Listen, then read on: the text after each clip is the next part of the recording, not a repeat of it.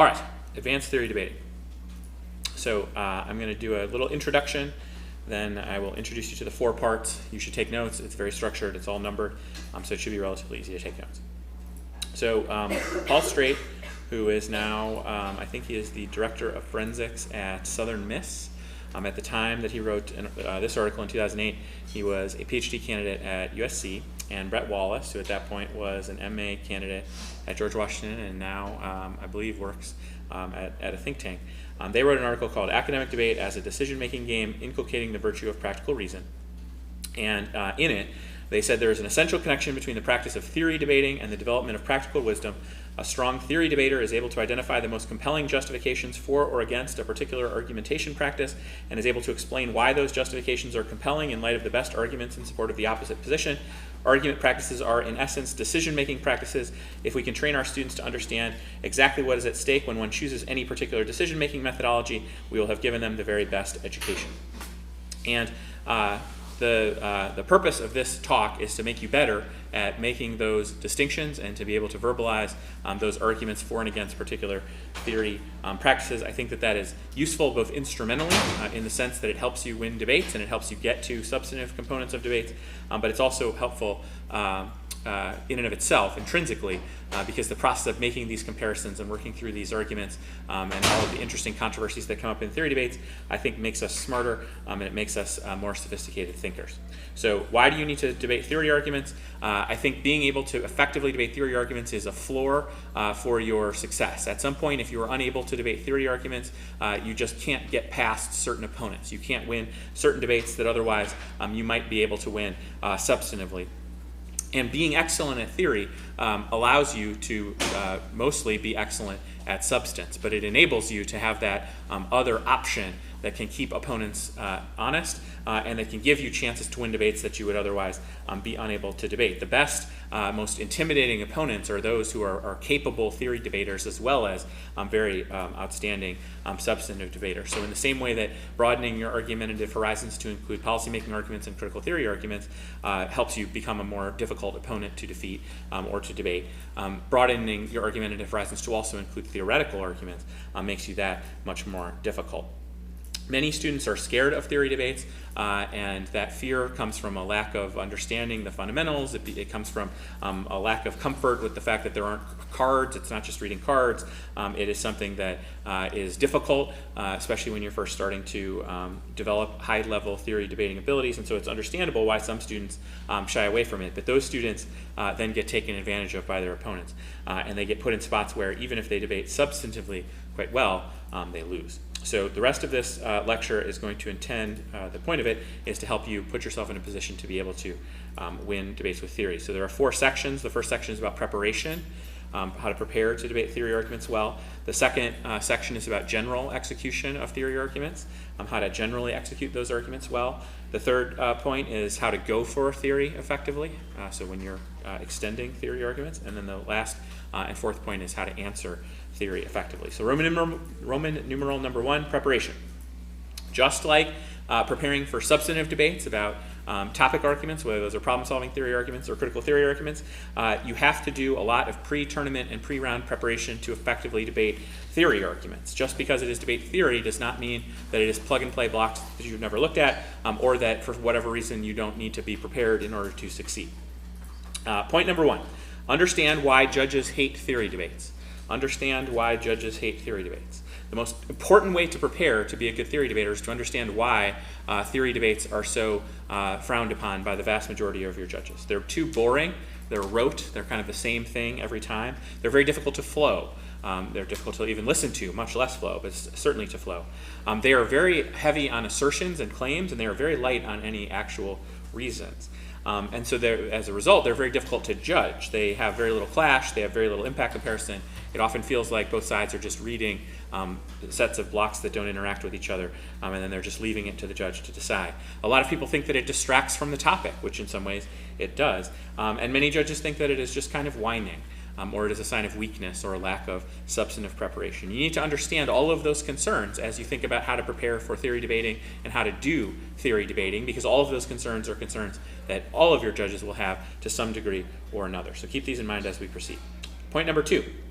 You need to approach theory without partisanship. You need to approach theory without partisanship.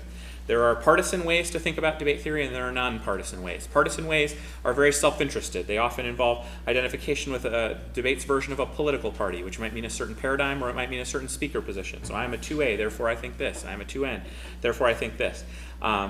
That type of partisan approach to theory debating results in bad theory debating. It results in an inability to appreciate the possibility that the other side's arguments are correct. It leads to oversimplifications, and it leads to an inability to communicate with an audience persuasively. Instead, you should debate nonpartisanly, and that requires you to be honest and to be as objective as possible and to appreciate as many positions as possible or perspectives as possible on major theory controversies.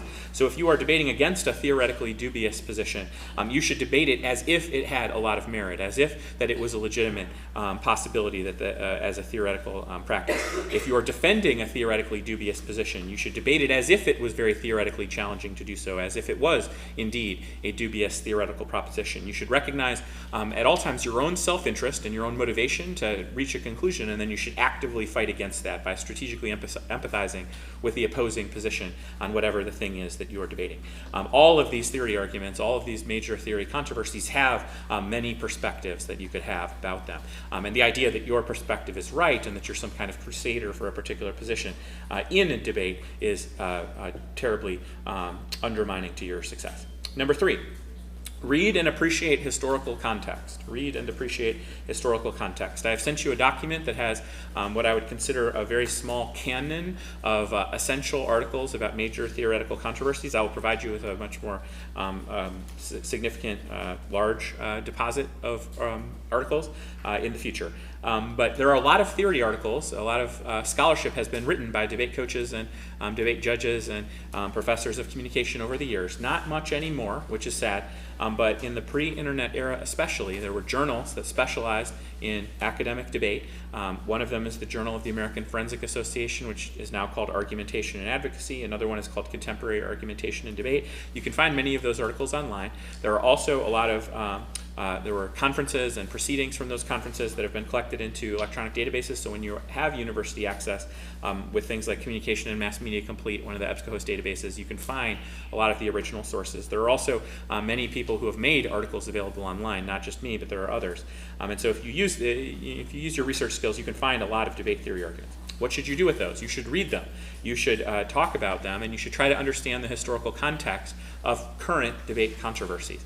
You will be amazed at how many of the controversies that you're debating right now originated in a 1975 article by Lichman and Rohrer called A General Theory of the Counterplan. And we are still debating the same controversies that they identified and attempted to resolve in 1975. That's before I was born, much less before you all were born. The reason that you need to appreciate historical context and the kind of scholarly basis for different debate arguments is that it lends you a perspective that students who have only experienced debate theory arguments as self-interested participants can never have. So understanding that these theory questions date back decades and that there have been a lot of evolutions and a lot of compromises and a lot of developments and evolutions of these arguments over time, you can understand, you get a better sense of why those evolutions have taken place, and you get a better sense of your place in the history of debate. It would be as if you were asked to learn United States history by studying exclusively the time that you have been alive or that you have been in high school. So if in U.S. history class all that was studied was the history that was occurring as you were in 10th grade, that would be a very bad way to understand history. In the same way, understanding only the current controversies in debate from the perspective of theory blocks as they are debated is a terrible way to understand debate theory, where it comes from and all of that. I have an article on the 3NR called Learning from Your Elders, How to Find and Use Published Scholarship to Improve Your Theory Debating. I assume if you do 3NR.com, Learning from Your Elders, that'll be the first hit. I have some more thoughts there that you can look at. Point number 4, understand competing paradigms. Understand competing paradigms. There are two, and by this I don't mean paradigms like hypothesis testing and policymaking, although that's important. What I mean is that there are two basic ways to approach or philosophies about debate theory. One is a grand narrative approach. It is an effort to find one model of debate that makes logical sense and that is consistent and that can answer all of our questions about how debate should be and what practices should be allowed and what should not be allowed. The other model is a more particular model. It valorizes particularity and strategic compromise to achieve particular ends. So it is a way of arbitrating theory disputes by basically deciding what we want and then working backwards to figure out how to justify those practices that we want and exclude those practices that we don't. Neither of these is right or wrong. I mean, I guess in some way one of them must be right and the other one must be wrong. But this is the divide between these two positions will never be bridged. There will always be people who really appreciate an overarching, logical, universal theory of debate, and there are always going to be people who would resist that urge and who prefer to just make strategic compromises to achieve more pragmatic or practical ends. But understanding that this divide exists and that these are two ways to think about debate theory is absolutely essential to being able to make theory arguments effectively. Because if you are a pragmatist and you're trying to persuade someone who wants consistency and they want an overarching framework, making your particularist arguments will not appeal to them. So you need to figure out a way to translate. In the same way, if you're a grand theorist and you want everything to make sense together, and you keep talking about how important that is and how the thing that your opponent is saying would mess up that grand theory, and you're debating in front of a particularist, they're not going to find that persuasive. So you need to understand the different overarching perspectives. Number 5 is write and rewrite. Write and rewrite. You need to write your own theory arguments, your own theory blocks. You should never rely on back files. It's embarrassing because they have a different context, but also because they were written by someone else and you won't understand them unless you write them yourself. You should start by writing paragraphs, not individual bullet points. Complete the argument. Explain fully what the argument is in paragraph form. And then you can pare them down over time. But the goal in the immediate stage is to fully write the argument. What is the argument? If you were publishing this in a scholarly journal, what is your position? What is the essence of your argument? What is your thesis? What support can you offer for that thesis? Do not write theory blocks that are a series of sentence fragments connected by M dashes or N dashes. Those are terrible.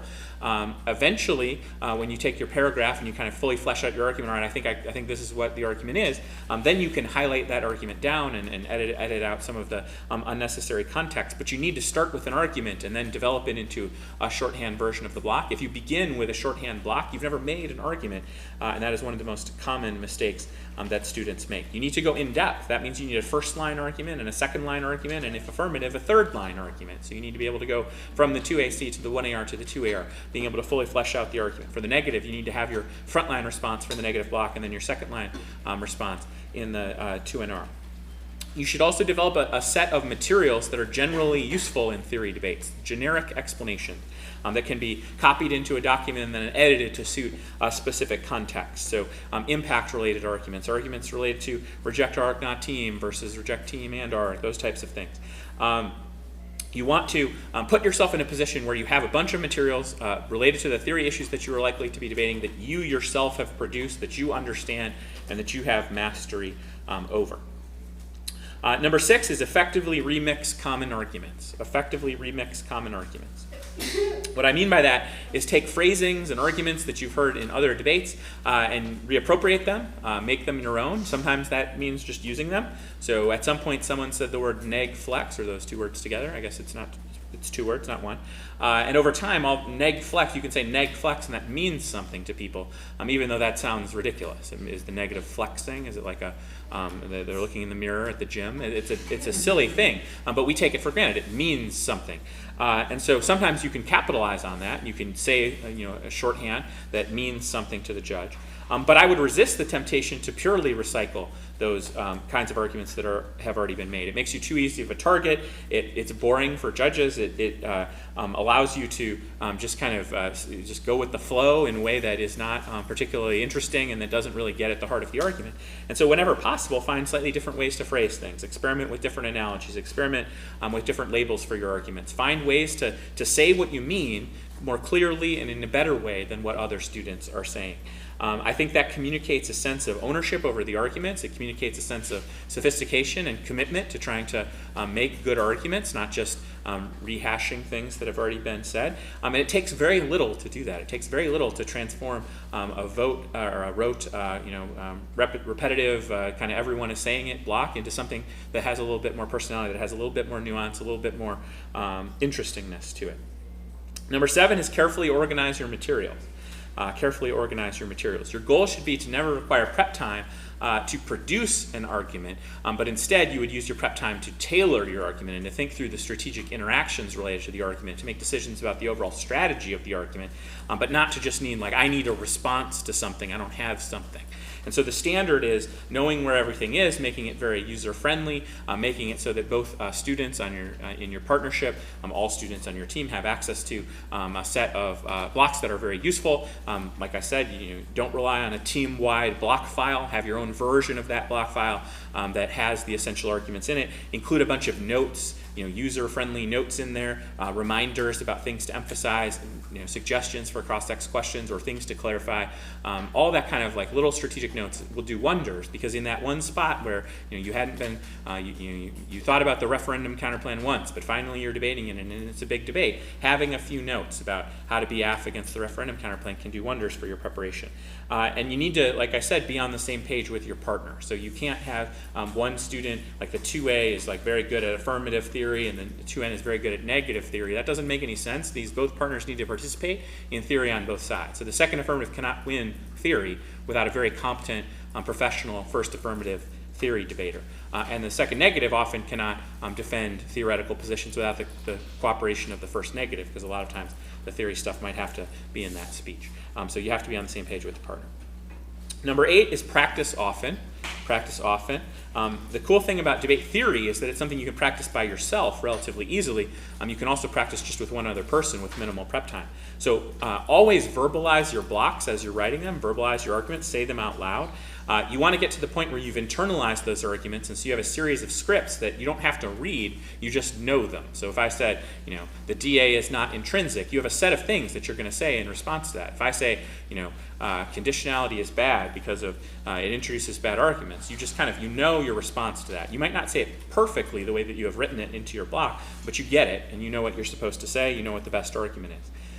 Good theory debaters debate without blocks, and I'll talk about that below. You should time the different aspects of your theory blocks and practice listening to them and flowing them yourself or having someone else flow them, so that you're seeing, is this efficient? Is this realistic? Can I say what I need to say in the amount of time that I'm likely to have? And can I be understood? Can the judge understand me? Can the judge get down what I want them to get down?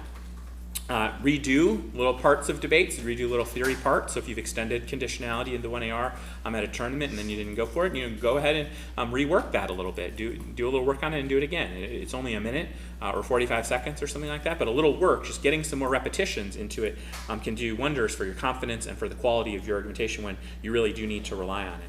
And it's an easy thing to set up little mini debates on. You're going to do a couple of those this afternoon, but they're very easy to set up, or relatively more easy to set up than ones that have cards. Number 9, and the last point under this section, is adapt to context. Adapt to context. There's two main contexts. One is your judge. You need to know the preferences of the judges that you're most likely to get, and you need to then understand the ramifications that will have for your theory argument. So it doesn't make sense to prepare for the neutral, objective, perfect judge that would be open to whatever. You need to prepare, but also then be preparing with specific audiences in mind. So who are the kinds of judges who you might be getting in the debate where you need to go for this theory argument? Who are the kinds of judges that you might get in a debate where you're going to rely on a planned contingent counterplan or something like that, where you need to really be able to defend your theoretical practices. Figure out what they think about those issues using their judge philosophy on tab room, using previous interactions, asking friends and colleagues from the circuit about their interactions with those judges. And sometimes you can't figure it out, but a lot of times you can. And then the other context is your opponent. So figure out what your opponent's tendencies are. Take advantage of teams that are weak theoretically. So if you're contemplating whether you can rely on a slightly more dubious negative approach, it's much easier to go into a debate confident if the opposing team rarely, if ever, goes for a theory argument and seems incapable of doing so. But at the same time, against an opponent that is quite good at theory and seems to go to that option often, then maybe you want to scale back and make a different strategic decision. Same thing on the other side. Maybe you wouldn't want to go for theory against a particular team because they specialize in theory, and that you just calculate that you're probably not going to be able to defeat them, or to the extent that you are, you have a better chance on substance. You need to know that as you're doing your theory preparation. And then depending on the situation, you'll be presenting different arguments. You'll be reading different blocks, or ideally not reading them, but making different arguments that suit the context and that play to the strengths of the situation. And that requires preparation. So part of the preparation is figuring that out. Roman numeral 2 is general execution. General execution. Point number 1 is clearly communicate. Clearly communicate. That means your rate of delivery and, as importantly, the materials that you have written, the arguments that you are making. So there are two ways to be unclear. One is to just say things in ways that the judge can't understand the noises that are coming out of your mouth. But the other way is to just be making arguments that the judge can't intellectually process. They can't make sense of the words that you're saying. They know it's English, and they have a basic idea of what you're saying, but they don't really get it because it is poorly worded. Judges hate theory debates because they often just sound like noise. They don't sound, there's nothing there. It's like a sound and fury signifying nothing type thing. So you need to slow down when you're making theory arguments, and students hate this because they want to just go super fast. But you just have to, or judges can't understand what you're saying. And you need to be very clear about what your argument is, and I'll talk about some of the specifics, whether you're going for or answering theory. But in almost all circumstances, it benefits you if the judge clearly understands your position and if there is no ambiguity about it. You need to be just as attentive, or if not more so, to the flowability of your labels than you would be in another spot. You need to use underlining, bold, different fonts, all that kind of stuff when writing out something that you're going to read, to teach yourself or train yourself, trigger yourself to present it slightly differently, to emphasize certain parts so that it is flowable, so that the warrants are being written down. And like I said before, you have to test that so that in the preparation process, so that you can confirm that you are in fact flowable and that you are understandable. Number 2 is to obsessively organize. Obsessively organized. I talked about in the preparation stage organizing your materials beforehand, but in the debate you need to be obsessively organized.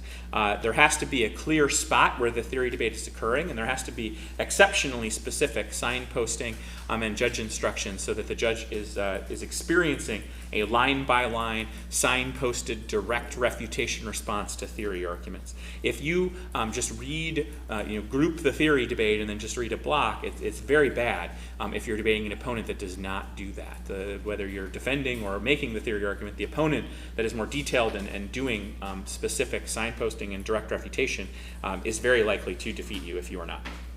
Number 3 is to make complete arguments. Make complete arguments. The Toulmin model applies to theory arguments as much as it applies to arguments about arms sales or arguments about critical theory. So you have a claim, that is what you're trying to prove, but you need some grounding for that. You need an observation or some fact about the world that you think is true, and then you need to explain why that fact about the world proves your claim. In theory arguments, if you look at theory blocks, and we could look at some examples at the end of this, you'll notice that they are a series of claims backed by other claims, and to the extent that any grounding is ever offered, it's often dubious or objectable or contestable. We could disagree with it, but then there's never a warrant. Or not never, but there's very rarely a warrant that connects whatever the observation they have made to the conclusion. So a simple example is like air neg because the aft does better in the elims. Well, I don't know that that's true. What evidence have you presented for that? And why does the fact that the aft does better in elims mean that you should air negative? What does air negative even mean? I mean, you've said a series of words, but you haven't yet communicated any argument, really.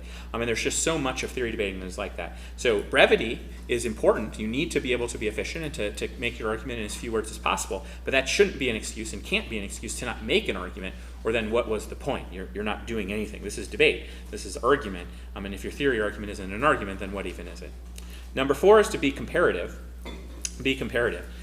The way to think about theory arguments is that they're about hard choices given unavoidable trade-offs. Hard choices given unavoidable trade-offs.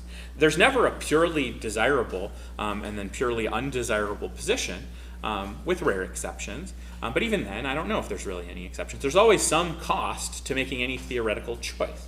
And so what you are trying to say is that making the theoretical choice in this tough spot is the right way to decide because the relative benefits of making that choice outweigh the relative costs. And so in that way, it's not that different than debating topicality or framework. Those are theory arguments. And it's not even that different than debating counterplans and plans and disadvantages. So a normal policy systems debate is using the same assumptions. I think there are three basic categories of impact, similar to the way that you can taxonomize impacts on framework. There's arguments about the design of the game. Those arguments are about fairness and competitive equity and the ground available and reciprocity and those types of things. How can we make sure that this is a valuable game, a game that is useful to play and fair? There are skill development stakes involved. So what are we getting out of the game? It can't just be fun. It also needs to teach us things. It needs to develop our faculties and our ability to argue. So it can develop our research ability, our critical thinking ability, our ability to synthesize and analyze things, our ability to compare, whatever, the skill-based thing. And then there are content-based impacts. Those are about what we are learning. So are we learning about the assigned topic? Are we learning about public policy? Are we learning about critical theory? What are the things that we should be doing here? What are the takeaways that students should have? And so similar to debating a disad impact, the way that you debate theory impacts well is to be realistic about the internal link to them and then the magnitude of the impact. We wouldn't say who cares about fairness because all that matters is topic education, because that's clearly wrong. We do care about fairness, but we also care about topic education. So how much less fair will you let the game become in order to teach students more topic content? That's the relevant question the judge has to answer. And so you need to debate to answer that question. Or in another example, how much less of an incentive for research will you accept to make the game more fair? Are you willing to accept less? And if so, to what extent and why? Those are the questions that we're really answering, because theory is nothing but an argument about hard choices given unavoidable trade-offs. Number 4 is be realistic. Be realistic about the viability of individual arguments. Too many theory arguments are presented as totalizing, this makes this impossible, we can never do this, they'll always win, those types of things. Those characteristics are unrealistic. The characterizations, are unrealistic. They undermine your credibility because that's not a realistic assessment of how things go. So when you're crafting your argument, try to be realistic about it. Try to tone it down a bit and say what you really mean. Sometimes that's hard. It's easier to say, like, everyone will quit unless I win this theory argument. But you know that's not true, and so you shouldn't expect your judge to be persuaded by that comment. Instead, say what you really think, say what you really mean, and try to prove it, and that's much more persuasive to the judge. You also need to be realistic about whether your argument can withstand scrutiny, and whether it can really win the round, whether it can defeat your opponent. Knowing when your argument is a winner and when it's not is difficult, because a lot of times you want to think that any argument you present is a winner, that no matter what the judge thinks, they're wrong and you're right, so you just kind of put your head down and you're going to just be committed to this. You have to constantly be fighting that urge, and you got to be resisting that and thinking, is the time expenditure I'm going to need to invest in order to make this part of the debate, is it worth it, or should I reallocate that into a different part of the debate? Is this really something that I can win here? And that's on both sides. Is this a theory argument I can win when I'm affirmative, or is this response to a theory argument, is this really going to defeat the affirmative in the theory debate that they're pushing? Number 5 is monitor and manage interactions. Monitor and manage interactions. So don't ever count on no one noticing the tension or contradiction or even just interaction between arguments, because your most skilled opponents will, and they'll take advantage of it. So this is why it's so important that you write your own blocks and that you think through these arguments yourself. The generic block that is written for a universal situation is terrible. Woodward barely has theory blocks. The students compile them from other places. But all of our theory stuff is in the AF file, and it's specific to that AF. And all of our neg stuff is in the neg file, and it's specific to those negs. I see some teams that have giant theory files, 300 kilobytes or whatever, and it's got hundreds of blocks from who knows who wrote them and over the course of many years.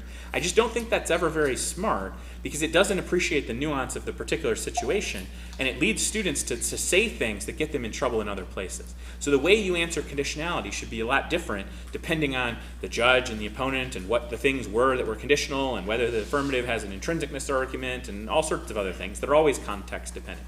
And so if you're the one that is originating your theory arguments and you're drawing from a set of materials that you have thought through and prepared, you're much more likely to understand strategic interactions and then avoid dangerous ones. And when you're debating against an opponent that isn't doing that, you're much more likely to recognize those difficult strategic interactions and exploit them. And I'll give you a couple examples of that later in the lecture. But I think it's essential that you monitor those interactions and that you manage them. Don't ever expect that everything's just compartmentalized and no one is going to notice, because they will, and you will lose, and it'll be frustrating. Roman numeral 3, how to effectively go for theory. How to effectively go for theory. Point number 1, understand why you will lose. Understand why you will lose. The burden of proof is always on the AF, even if that is not fair and you're mad about it, because the AF is asking the judge to get rid of the rest of the debate because of a technical foul. In some ways, you're asking the judge to be a cop, and the judge doesn't want to be a cop. So because of that, here's how you're going to lose. You're going to lose by dropping something. If you drop something, it makes it easy for me as a judge to say, no, not good enough, not going to be a cop, not going to ignore everything else that happened. You accept meta-characterizations by the neg. So you might not drop anything, but big picture, they're kind of controlling what the debate is about. And so you have a specific grievance, take it up with someone else. I'm not the cops. You leave arguments unfinished. Gives me a great ability to say, maybe you were right, but in order for me to say that the rest of the debate didn't matter, you were going to need to do more. You didn't finish your argument. I'm not going to be a cop. And finally, you lack confidence, or you appear weak, or complainy, or whiny, or whatever. Again, from the judge's perspective, I don't want to hear it. If you're just complaining, if you don't seem like you're winning, then why am I going to go out of my way to issue what is always the controversial decision to say, you committed a foul, and so I DQ'd you, even though you were winning the other parts of the debate. That's hard for me to do, and so if you do those things, you're going to lose. The team that wins theory debates is usually the team that appears more credible. It's the team that characterizes the overall impression. So is the neg kind of charmingly pushing the boundaries because they're strategic and clever, or is the neg obnoxiously skirting the rules to avoid a debate they know they would otherwise lose? That's all a theory debate is.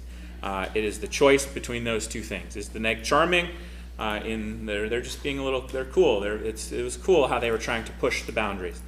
Or were they just forced into this spot making a selfish choice because they knew they were going to lose if they didn't cheat? That's what theory debate is. Number 2 is be clear. Going too fast is deadly because it creates a tie. And as a person who doesn't want to be the cop, that makes it easy. I'm like, it was close, but I just voted for them because I didn't want to be a cop. You don't say that out loud, but that's what you're thinking. It's not just about speed, but it's also about arguments communicated effectively per minute or per second or whatever. Just are you maximizing the amount of information that I'm getting and retaining as a judge in the method of communication that you're using? This is why you can't teleprompter in a theory debate. It makes it too easy for me to tune you out. It makes it too easy for me to just think they're not seriously committed to this argument because they're just reading blocks, and so they're just machines.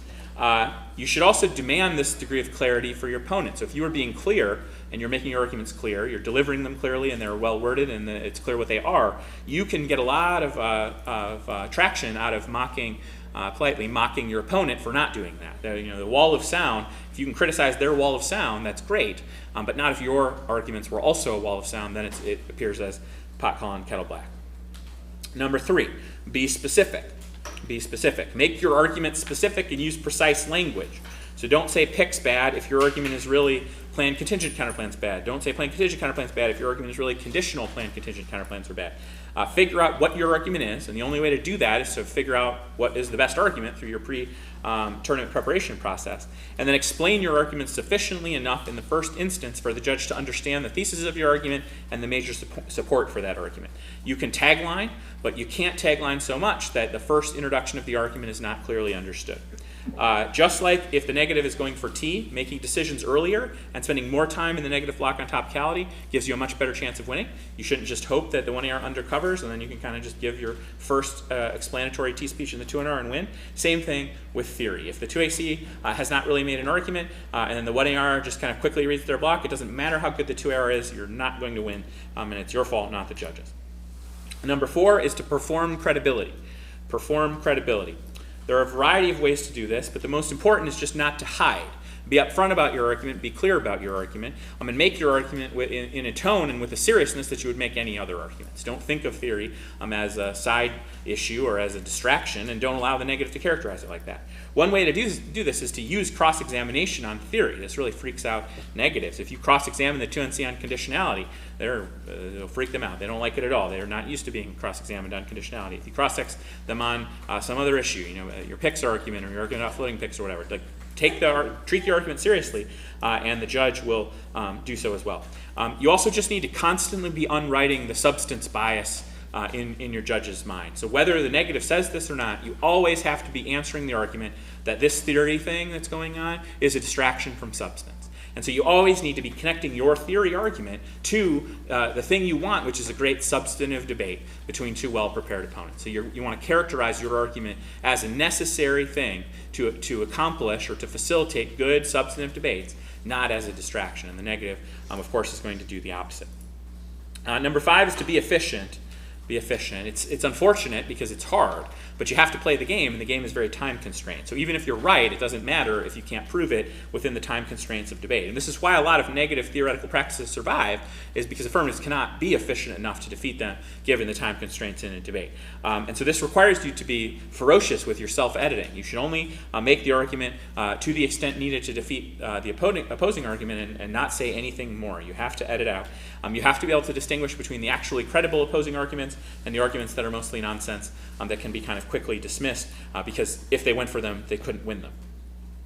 Embedded clash in many contexts is good, but explicit clash is essential when you're going for theory, because explicit clash is the only way to convince me as a judge to be a cop and to say, yep, they lost. It was your fault. They just out-debated you on this theory argument, and I agree with them that you were pushing the boundaries too much on theory, so that's why I voted affirmative. You have to be very detail-oriented in order for that to happen, but you have to do that efficiently. So it's hard. It's hard for a reason. That's why the negatives get away with so many things that they do. Number 6 is use strategic interpretations. Use strategic interpretations. You should think about these like advantage counterplans. Like counterplans, they have to have a net benefit. So the strength of this is that it can solve some of the negatives offense. The weakness is that it can shrink the AF's offense. And so you need to be strategic. When do I want to have an interpretation? When do I not want to have an interpretation? And when I do want to have one, what is it going to be and why? What is this getting me that I wouldn't get without a strategic interpretation? The big gripe that many people have with this is it's arbitrary. And that's sort of an appeal to the broader philosophy that I talked about before of like a logical overarching system of theory. But it's very strange because the arbitrary argument is pointed out in spots where the negative is particularly defending a certain theoretical practice that's completely disconnected from a larger theoretical worldview. So defending conditionality and saying that's arbitrary, I hate it when theory is ad hoc, is very strange because conditionality itself is an ad hoc compromise that kind of breaks the structure of the overarching policy system.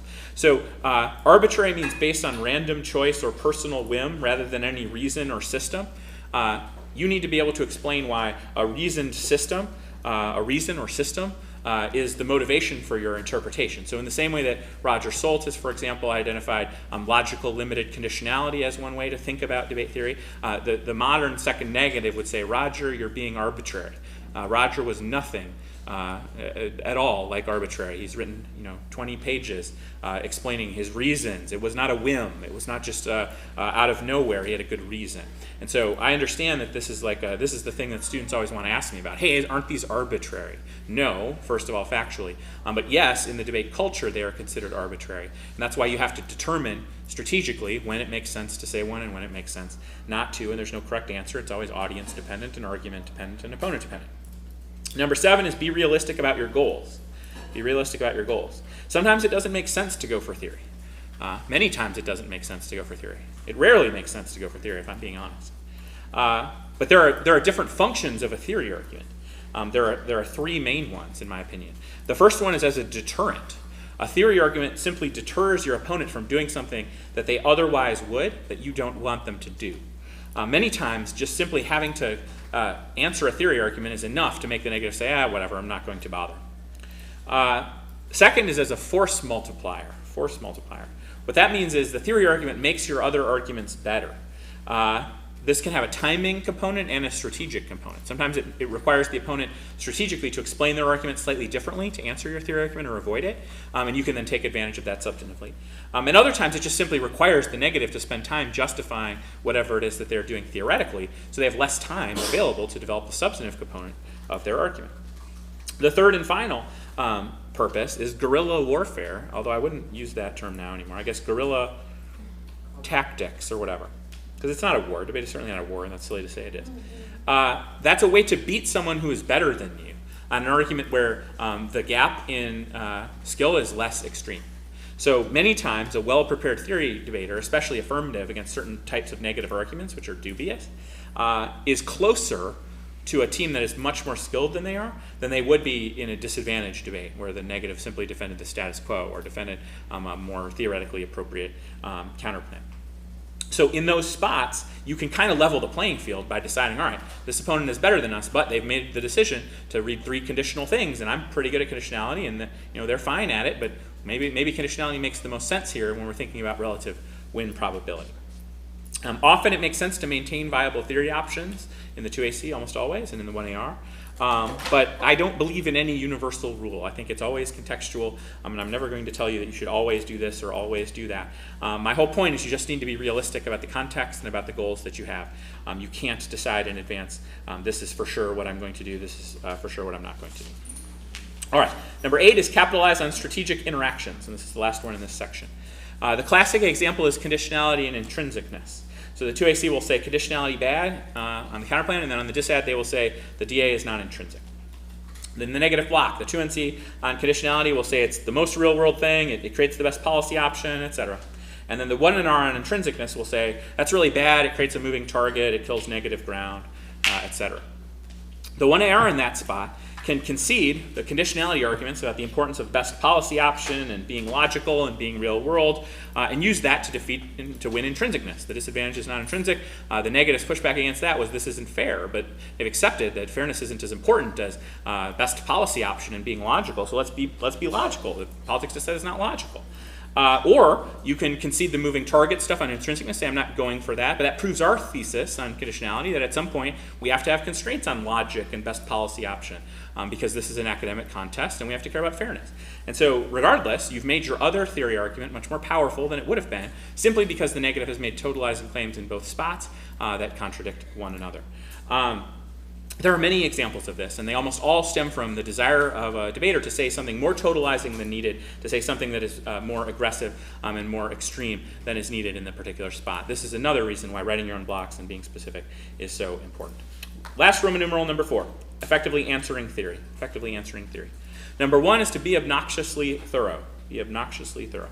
If you're right, you can slow down and be more brief. But if you're wrong, which in most spots is why the affirmative is likely to go for theory, you need to be clear and slow down a little so that the judge can flow. But you have to build a wall. And that wall has to be so thick with arguments that the affirmative is sometimes just discouraged from even putting up the effort. You should take advantage of your inherent time trade-off. So the negative block has a lot of time. So use that negative block. Don't put off things until the 2NR.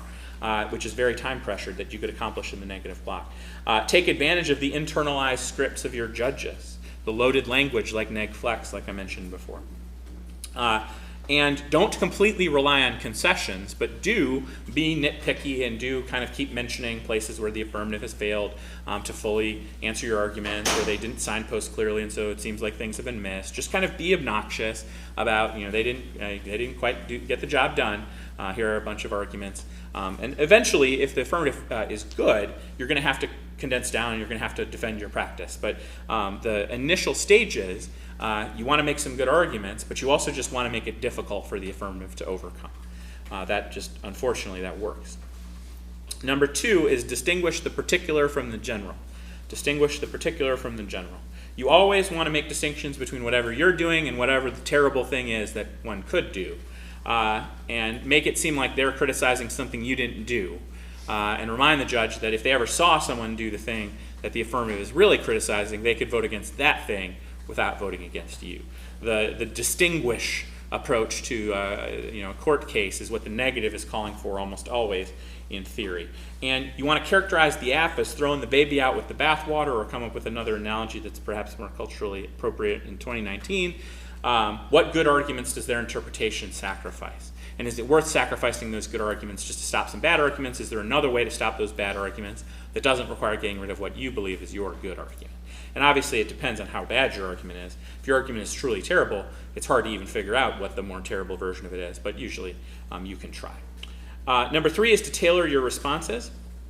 Tailor your responses in the same way that affirmatives reading the same blocks all the time makes it very easy for the negative. Negative reading the same blocks all the time makes it very easy for the affirmative. They can prepare for your theory response, and they can beat it. And your theory response is never contextualized then. It's too universal. It's too context neutral. It's the view from nowhere. That's a bad way to do it, because you need to always be specific and always be applying your theory defense to the context in which it was made.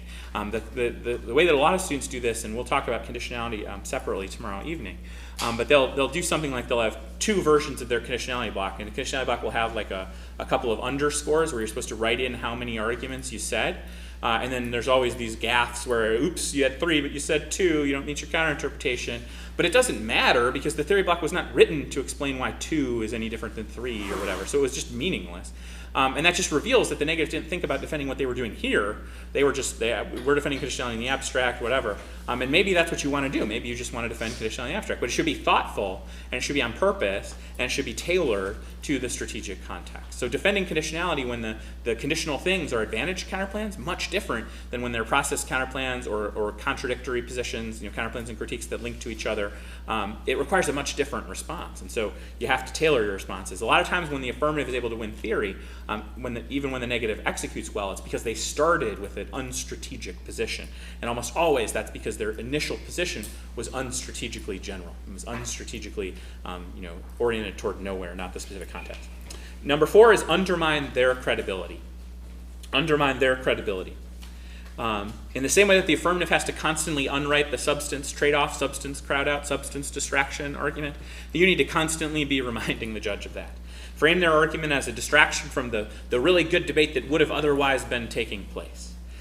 You should mock, whenever possible, hyper-technical block recitation, telepromptering. You should get the judge wanting to blame them for making this debate no fun. The judge wanted to learn something about the topic. They wanted to read some cards and hear students have a back and forth about Saudi Arabia or about Ukraine or about whatever. And instead, they're just hearing these kids foaming at the mouth, screaming these blocks from their MacBook. That was no fun, Judge. We apologize on their behalf. And you obviously can't say it in that cruel of a way or that kind of mocking way, but that's the tone that you want to get. You want to non-verbally and verbally, but politely, communicate to the judge that they didn't really want to have a good debate here, and all this stuff is kind of self-serving. You cannot, though, blow it off, and you can't just say, we dare you to go for conditionality, because that is not an argument, and that doesn't persuade the judge.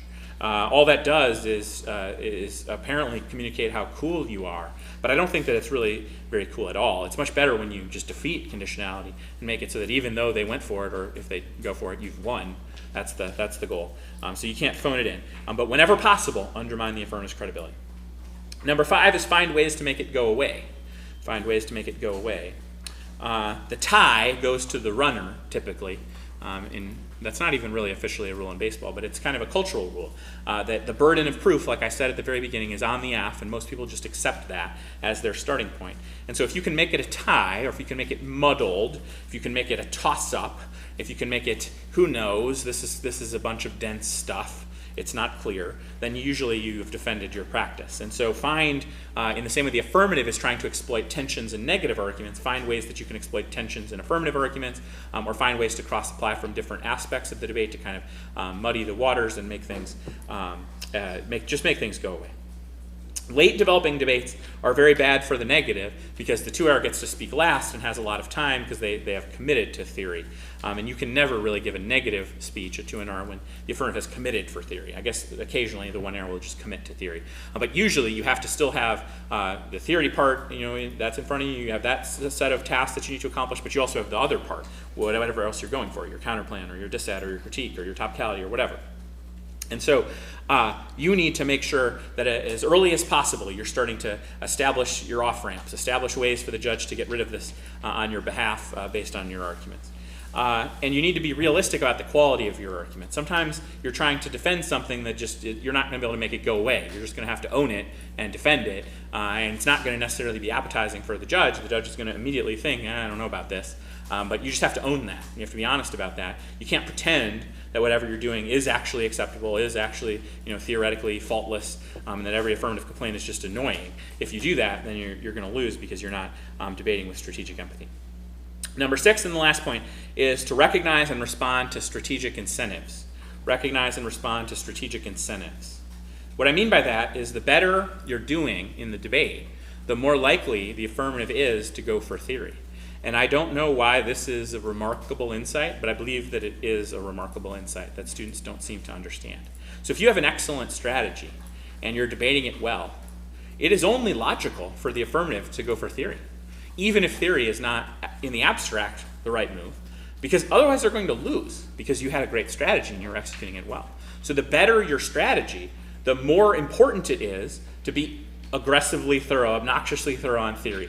The more you need to cover it, and the more you need to just answer theory stuff that they didn't even really say, because you know that's their best move. It is much harder to come back in a debate as the affirmative against a well-prepared negative by somehow figuring out how to beat the counterplan or the disad or the case turns or whatever in the late rebuttals than it is to just pivot to theory and make the debate about conditionality.